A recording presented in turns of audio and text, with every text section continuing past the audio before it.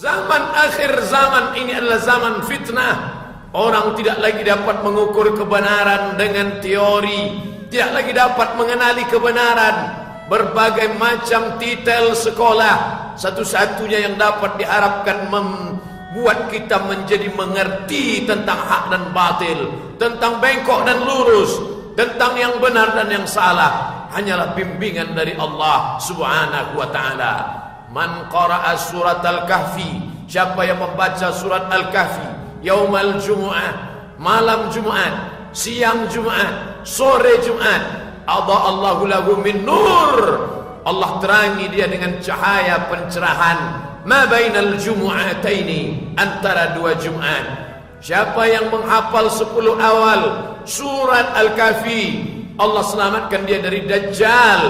Dajjal penuh dengan kepalsuan. Benar kata dia, ternyata salah. Salah kata dia, ternyata benar. Maka dalam amalan harian, selesai innaka hamidum majid, kita meminta kepada Allah, Allahumma ighfir li ma qaddamtu wa ma akhartu wa ma asrartu wa ma a'lantu wa ma asraftu wa ma anta a'lamu bi minni, antal muqaddim wa antal muakhir, la ilaha illa anta subhanak inni kuntu minaz zalimin. Setelah mohon dosa diampunkan, setelah mengaku di hadapan Allah bahwa kita zalim, maka minta perlindungan dari Allah. Allahumma inni a'udzubika min azabi jahannam, jauhkan aku dari azab jahannam, wa min azabil qabri, jauhkan aku dari azab kubur, wa min fitnatil mahya wal mamat, jauhkan aku dari azab hidup dan mati, wa min syarri fitnatil masihid dajjal, jauhkan aku, selamatkan aku, buat aku mengerti tentang hakikat kebenaran, tanamkan dalam hatiku cahaya. Dengan cahaya itu aku dapat mengenali antara hak dengan batil, karena tak ada satu pun lagi yang dapat dipercaya. Profesor tak dapat dipercaya, ulama yang mengaku-ngaku ulama pun tak lagi dapat dipercaya.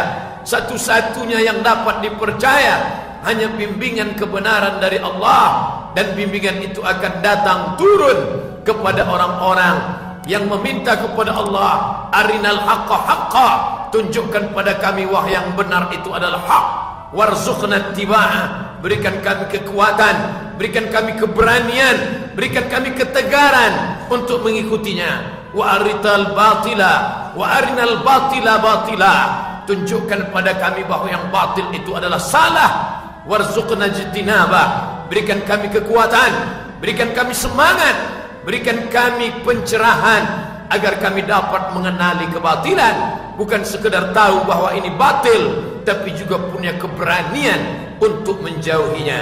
Banyak manusia, tapi banyak yang tak dapat mengenali mana hak mana batil. Ada yang tahu mana hak mana batil, tapi di sana ada maslahat kepentingan pribadi, kepentingan golongan, kepentingan organisasi, kepentingan partai, kepentingan keluarga, sehingga kebenaran tertutupi hanya karena kenikmatan sesaat, sementara Israel datang merenggut nyawa, mencabut nafas terakhir dalam keadaan su'ul khatimah. Dunia ini sejak dari zaman Adam alaihissalam sampai hari ini diisi oleh orang-orang baik, juga diisi orang jahat. Ada Qabil, ada Habil, ada Ibrahim, ada Namrus, ada Musa, ada Fir'aun, ada Isa, ada Yudas Iskariot, ada Sayyidina Muhammad sallallahu alaihi wasallam. Tapi juga ada Abu Jahal, Abu Lahab, Abu Talib, Abu Sufyan. Di akhir hayatnya tetap mengakui asyhadu an la ilaha illallah wa asyhadu anna Muhammadan Rasulullah. Ada yang baik tapi tak mau mengungkapkan kebaikannya. Yang paling mengerikan adalah di mata manusia dia katakan dia baik, tapi ternyata dia memiliki pintu dua, berlobang dua.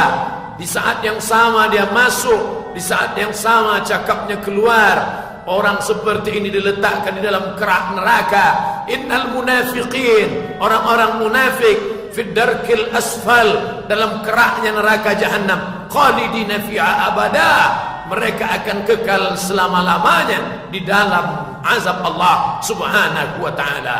Oleh sebab itu, ketika sampai siang ini kita masih dilembutkan Allah hati, dengan hati yang lembut, ringan kaki melangkah ke rumah Allah, ringan mengayunkan tangan, bersedekah, mengusap kepala anak yatim. Tapi jangan lupa bahwa ibadah bukan itu saja. Ibadah yang paling besar di antara yang besar, ketika Imam Ahmad bin Hanbal berkata, kata-kata ini dinukil oleh Syekh Yusuf Al-Qaradawi dalam As-Siyasah Asy-Syar'iyyah, ketika engkau tahu doamu makbul dan doa itu cuma satu saja, ketika kau tahu bahwa doamu dikabulkan Allah dan kau tahu doa itu tidak banyak dan dia hanya satu saja, engkau tidak akan meminta memiliki istri yang salihah, engkau tak akan minta punya anak yang saleh karena doamu cuma satu, tapi kau akan minta, Allahumma rzuqna imaman adila, berikan kami pemimpin yang adil. Karena punya istri yang cantik dan salihah, hanya dia saja yang dapat merasakan kesalehannya.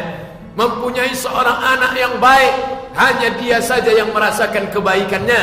Tapi ketika kita mendapatkan pemimpin yang saleh, kesalehannya akan dirasakan oleh setiap nyawa yang ada di bawah kekuasaannya. Dari mulai serangga sampai batang pokok kayu, dia tidak akan menyakiti serangga, karena dalam agamanya dikatakan, la yabulanna ahadukum fil juhri, jangan kalian buang air kecil di lubang tanah. Hadis riwayat An-Nasa'i. Pemimpin Islam tidak akan merusak sarang binatang seekor serangga. Pemimpin Islam tidak akan mengganggu anai-anai di lubang tanah. Kenapa? Karena agamanya mengajarkan keselamatan. Man qata'a sidratan, siapa yang memotong sebatang pokok kayu, sawwaballahu ra'sahu finnar, disungkurkan Allah Ta'ala kepalanya ke dalam neraka Jahannam. Sulaiman yang gagah perkasa menahan bala tentaranya, jangan kalian langkahkan kaki. Stop, berhenti, jangan melangkah. Pasukan Sulaiman terdiam, mereka diam sejenak, mereka tidak tahu apa yang terjadi. Tapi Al-Quran bercerita, Sulaiman menahan pasukannya karena dia mendengar suara yang halus. Suara itu berkata, ya ayyuhan namlu dukhulu masakinakum, hai pasukan semut, masuklah kalian ke dalam sarang-sarang kalian, jaga anak-anak kalian, jangan sampai kalian terinjak oleh bala pasukan Sulaiman alaihi salam. Begitulah kekuasaan Islam. Kalau dia berkuasa, tidak ada rumah semut yang rusak, tidak ada pokok kayu yang patah, tidak ada ranting yang gugur. Kenapa? Karena semua dia jaga. Dia takut dia akan dituntut di hadapan Allah Subhanahu wa ta'ala.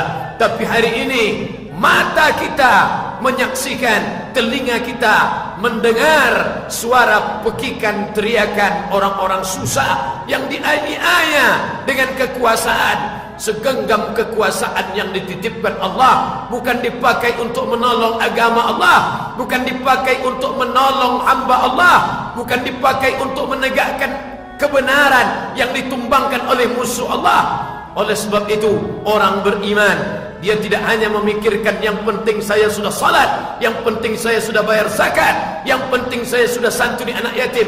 Belum. Sebelum engkau punya perhatian terhadap kekuasaan, Al-Imam Asy-Syahid Hasan Al-Banna berkata, Al-Muslim, seorang Muslim, lan yutimma islamahu, dia belum menyempurnakan Islamnya, illa ayyakuna siyasiyan ba'idan nazar an syu'uni ummati muhtamman biha wa ghuyuran 'alaiha, muhtamman biha wa ghuyuran 'alaiha. Seorang muslim tidak dikatakan sempurna keislamannya sebelum dia memperhatikan masalah kekuasaannya. Di pundak siapa dia titipkan, kepada siapa dia amanahkan. Karena ketika dia berikan kepada yang tidak amanah, dia akan dituntut di hadapan Allah.